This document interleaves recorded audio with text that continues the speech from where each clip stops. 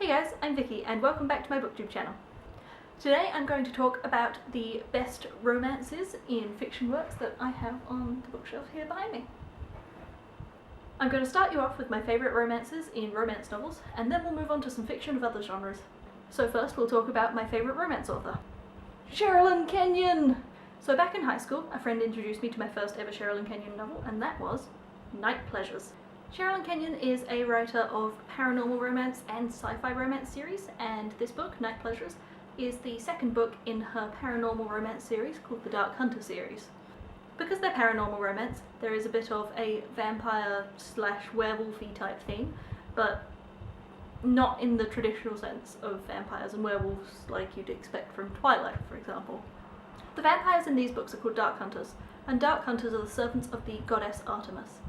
At the time of their death, certain people are given the option to stay alive if they have someone to take revenge upon, and they become these Dark Hunters. Their main purpose is to fight the children of Apollo. As far as the Dark Hunter series goes, I don't have a particular favourite, but seeing as this was the first book I read, I thought it would be the one to show you. One of my favourite things about these books is that they can get very steamy in places, but they still have a storyline of their own beyond the romance. A little bit of action-adventure almost, which makes it more fun to read in my opinion.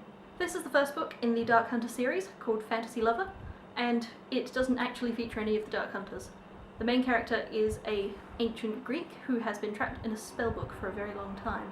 That doesn't make this any less a part of the series, because Sherilyn Kenyon books are all interconnected.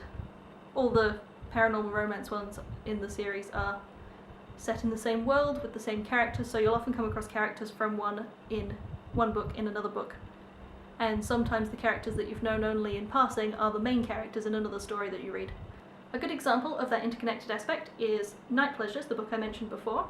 The main character in this, Amanda, her sister Tabitha, is one of the main characters in this one over here, Seize the Night. You also don't have to read these books in order. Because the main pairing in each book is separate, apart from the occasional appearance of other characters, and as you go further through the series the continuity continues a little bit more, on the whole you can pick up any book in the series, and because it focuses around a different couple, it's a different story and you don't need to have read the ones that came before it first. So, moving on to the only other romance book on my shelf, that is Daughter of the Forest by Juliet Marillier. Daughter of the Forest is set in Celtic Ireland, and it does include magic, but not a paranormal romance in the sense of vampires and werewolves and things. More a fantasy romance. The main character of this story is a young woman called Sorka, and she has 6 older brothers. When her father marries a witch, she places a curse on her brothers that turns them all into swans, and she has to save them by a certain date. The only problem is that during this time, she can't talk, and at the same time, she meets a man. I don't want to tell you more than that because it's a really good book, and I think that you're much better off reading it than you are hearing the story from my mouth. So I'll leave it there, but it's another good one to pick up and check out if you really want.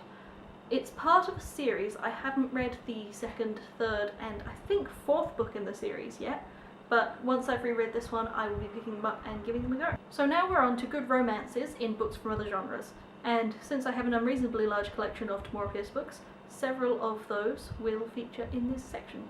I want to start with what I consider my favourite romance amongst the Tamora Pierce books, and that is the romance of Becca Cooper in the final novel of the Becca Cooper series. Now, because it is the final novel and people may not have read it, I don't want to spoil it for people, so I'm not actually going to mention who it is or what it's about, but check out the book. It's a really good romance. The other romance that I'm particularly fond of in the Tamora Pierce collection of books is that from the Tricksters duology. I feel with stories that aren't a typical romance novel, it's very hard to tell you what the romance is about or who the romance is with, because it's a part of the story that isn't the main storyline, and if I mention things like that it might spoil it for you. So I'll let you know that it is with the main character Alianne, but you'll have to read these books and find out for yourself if you want to know who she falls in love with and how it goes. I feel the romance comes through better in the second book of the duology, which is Trickster's Queen. It's a lot more slow-paced than the romance in Masted. The final romance I have to talk to you about is the romance in The Final Empire. This is a brilliant book, and it would have been a brilliant book, I reckon, without the romance aspect, but the romance in this is an even better one. It's a romance between people of different classes, and it is just epic. So Vin is the main character in this book, and Again, read it, find out who she falls in love with, don't let me tell you. I'd also like to give an honourable mention to the romances in the second, third and fourth books of the Song of the Lioness quartet. Although I don't rate those books up there with the most interesting to read romances of my bookshelf, I feel that I can't do a video like this and not mention the first character I ever fell in love with, which was George Cooper from that series. So thanks for watching this, guys. If you could leave a comment below letting me know what you thought of my favourite romances from the books on my bookshelf.